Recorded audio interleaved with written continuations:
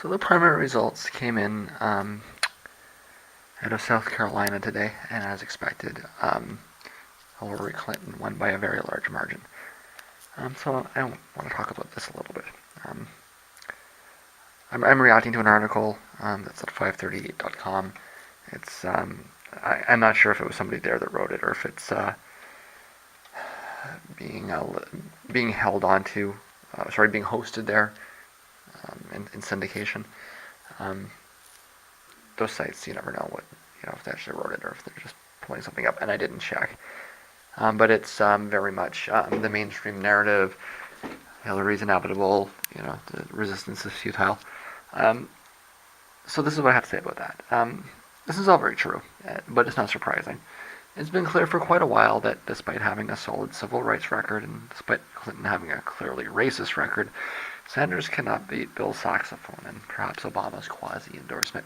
It's a sad reflection of the voter base, but everybody saw this coming.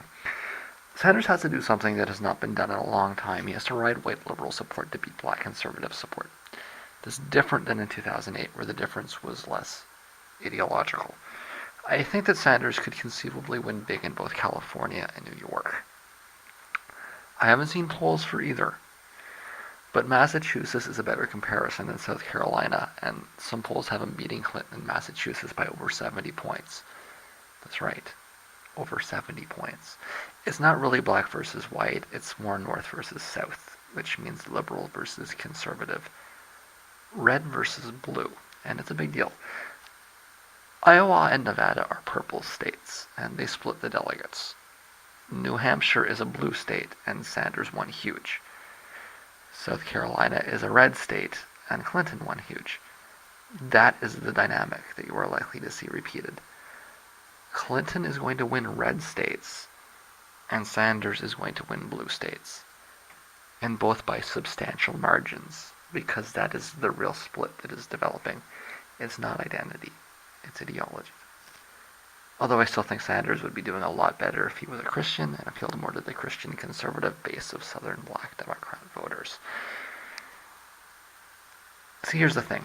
If Clinton wins, then it means that liberals will be void of a candidate, and it opens up a space for a third-party run. And I'm not joking. If this pattern holds and Sanders wins all of the blue states by 50%, and Clinton wins all of the red states by 50%, well, what other conclusion is there than that the blue states need to back a new party? Because the Democrats, the system isn't giving them what they're voting for. It's not a new thing either.